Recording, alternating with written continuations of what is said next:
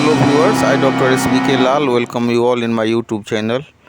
अगर आप इस चैनल पर नए हैं तो चैनल को लाइक शेयर और सब्सक्राइब कर लें ताकि विविध विषयों से संबंधित जो वीडियो मैं इस पर डालते रहता हूं उसका नोटिफिकेशन आप तक आसानी से पहुंचे। आज हम बहुत ही दिलचस्प वीडियो आपके लिए लेकर के आए हैं। आज इसमें हम चाय से जुड़ी हुई जो कुछ लोक कहानियाँ हैं और जो चाय की शुरुआत, भारत में चाय का आगमन, चाय का जो केमिकल इंग्रेडिएंट्स है, चाय का जो के पीने के जो फ़ायदे हैं, नुकसान हैं और कितनी तरह की चायें होती हैं उस सब पर चर्चा करूँगा। तो आइए शुरू करते हैं। अब एक बहुत ही हास्य कविता है, एक कप टी तूने दी मैंने पी ही। तो इस तरह की माने कविताएं भी लिखी गई हैं चाय पर। और वहीं पर आपको मालूम हो कि भूपेन हजारिका के द्वारा जो चाय पर जो कविता लिखी गई है और जो गीत बनाया गया है वो पूरे दुनिया में फेमस हुआ और उस पर दादा साहेब फाल्के पुरस्कार भी मिला है जहाँ तक मुझे याद है। और मतलब जो कविता का जो बोल है उसको गए रूप में दिया गया है, संगीत भी दिया है भूपेन हजारिका ने और रचना भी उन्हीं की है। छोटी सी उंगलियां तोड़ रही दो पत्तियां। तो उसमें मार्मिक चित्रण है कि कैसे कैसे जो चाय के मजदूर कैसे एक बड़ा सा पीठ पर जो एक टोकरी नुमा एक टोकरी बाँस से बना हुआ एक टोकरी लिए रहते हैं और वो टोकरी से साइज उसका बड़ा ही होता है, गोल सा एक संरचना, और उसमें तोड़ तोड़ करके पत्ती को रखी जाती है। और हमारे जो चाय का डब्बा है वहाँ तक आते आते चाय को कितनी यात्रा करनी पड़ती है, कितनी उंगलियों से गुजर करके प्रोसेसिंग और फिर फर्मेंटेशन, केमिकल प्रोसेस सबसे गुजरते हुए चाय हमारे जब ऊँट तक आती है तो कितना बार उसको प्रोसेस किया जाता है, इसका आप अनुमान लगा सकते हैं। भारत में तो पहले से चाय का प्रचलन नहीं रहा है। चाय का तो आगमन अंग्रेज़ों के आगमन से शुरू होता है। जब अंग्रेज़ों का आगमन हुआ और वो तो व्यापार करने के लिए आए थे, ईस्ट इंडिया कंपनी की स्थापना यहाँ की थी। बल्कि ईस्ट इंडिया कंपनी आया व्यापार करने के लिए और शासक बन गया तो कंपनी का शासन था, कंपनी बहादुर का शासन था।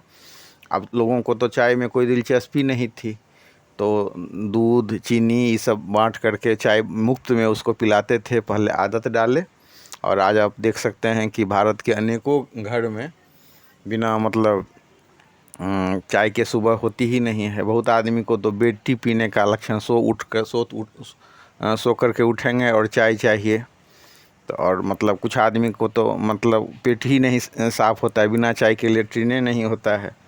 तो आप देख सकते हैं। लेकिन चीन देश को श्रेय जाता है चाय के शुरुआत के मामले में हम चीन को श्रेय दे सकते हैं।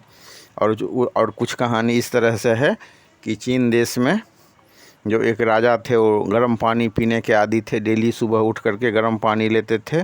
उनको गर्म पानी का फ़ायदा मालूम था और संजोग से क्या हो गया कि एक पत्ती कहीं से आकर के उसमें पड़ गई तो उसका फ्लेवर और उसको पी करके जो बड़ा ताजगी का अनुभव किए और तब से चाय पीने का प्रचलन हुआ।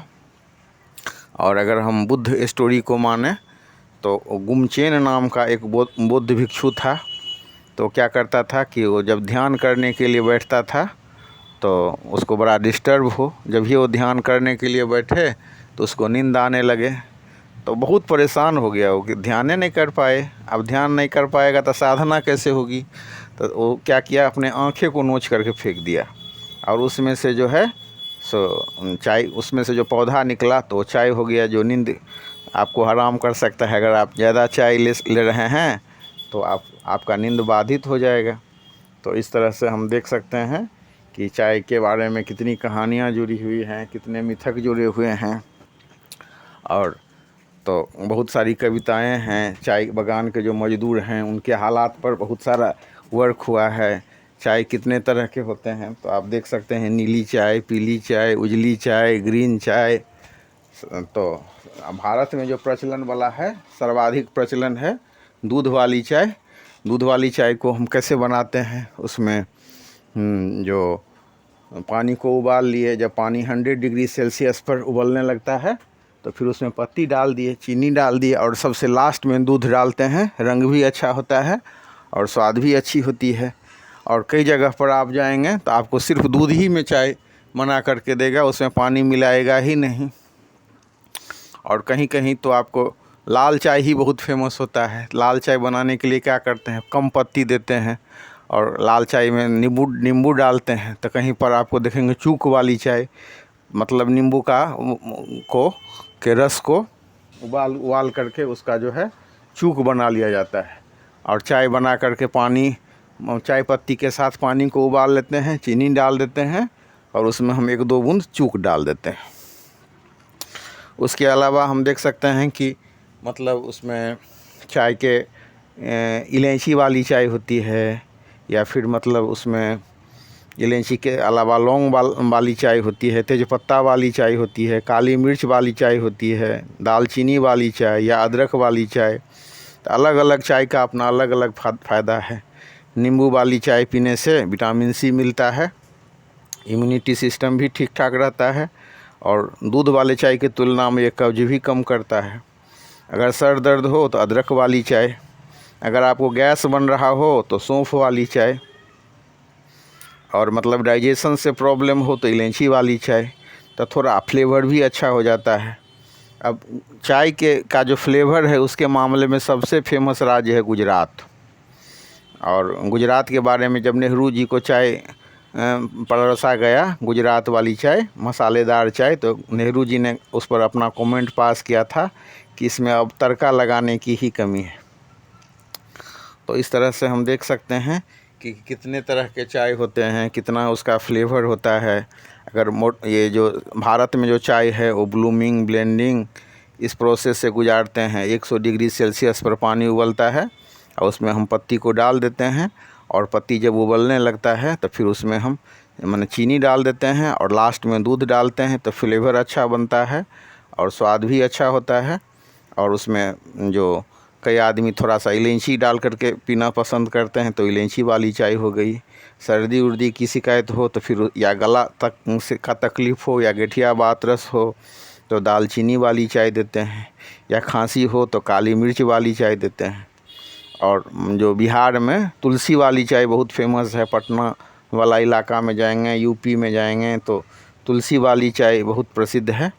चाय के में जो है तुलसी डाल दिया जाता है और चाय का साइड इफ़ेक्ट भी कम हो जाता है और सर्दी, डाइजेशन इस सब में भी दिक्कत नहीं होती है। उस सब में भी कुछ फ़ायदा ही होता है, इम्यूनिटी सिस्टम को भी बढ़ाता है।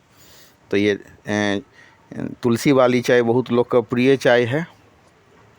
और एक बेसिक चीज़ है, कभी कभी आप देखेंगे, आप रेल में सफ़र कर रहे हों तो बुक बॉन्ड वाली चाय रहती है, उसमें एक थैला रहता है, थैला में चाय पत्ती रहती है और क्या करता है, गरम गरम एकदम दूध और मतलब चीनी को, पानी, दूध और चीनी के मिश्रण को आपके कप में डाल देगा और उसमें एक थैला लटका देगा धागा के साथ। आप जितना टाइट पीना हो, लीकर पीना हो तो उसको डुलाइए, जितना डुलाइएगा उतना आपको हार्ड लीकर बनेगा, या कम डुलाइएगा तो कम हल्की चाय बनेगी। बहुत आदमी बहुत स्वादिष्ट चाय बनाते हैं, बहुत अच्छे से चाय बनाते हैं, लेकिन वो कड़ी चाय पसंद नहीं करते हैं। कुछ आदमी का मानना है कि वो, जैसे आप कड़ी चाय, तो कड़ी चाय के लिए अंग्रेजी में शब्द यूज होता है और मतलब स्ट्रॉन्ग टी।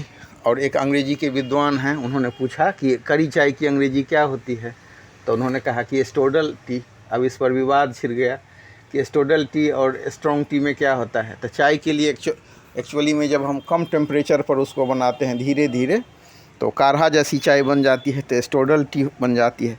तो बहुत सारा रूप हो सकता है चाय का, हम देख सकते हैं कि कैसे बने।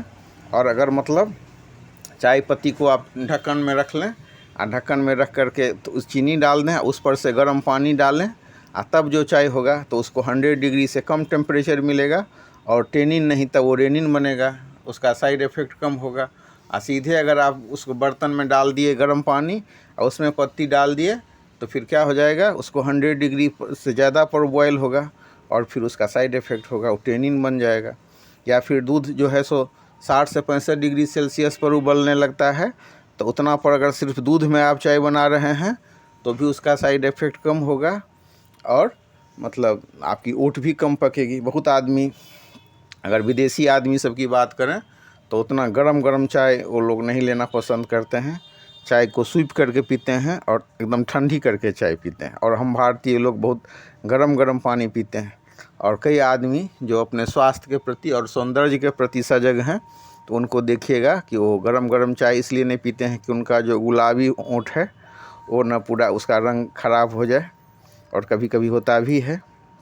इसके अलावा हम देख सकते हैं गुलाब पत्ती वाली चाय। गुलाब पत्ती वाली चाय में क्या होता है, गुलाब के पत्ती को सुखा करके रख लिया जाता है और चाय के साथ उसको मिला दिया जाता है पत्ती के साथ, तो देखेंगे उसका फ्लेवर भी चेंज हो जाता है और कब्जियत जैसी बीमारी भी नहीं होती है। वहीं आप अगर धूप से आए हैं तो गुलाब पत्ती वाली चाय बहुत अच्छी मानी जाती है।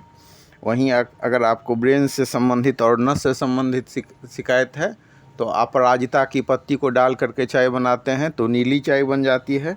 और चाय का कितना आप लीकर देते हैं और कम लीकर देते हैं उस हिसाब से लाल और पीली चाय बनती है। और जो गायत्री परिवार है उसका बहुत अच्छा प्रयोग है चाय का विकल्प के रूप में प्रज्ञा पे, और कहीं कहीं आप देखेंगे गिलोय वाली चाय।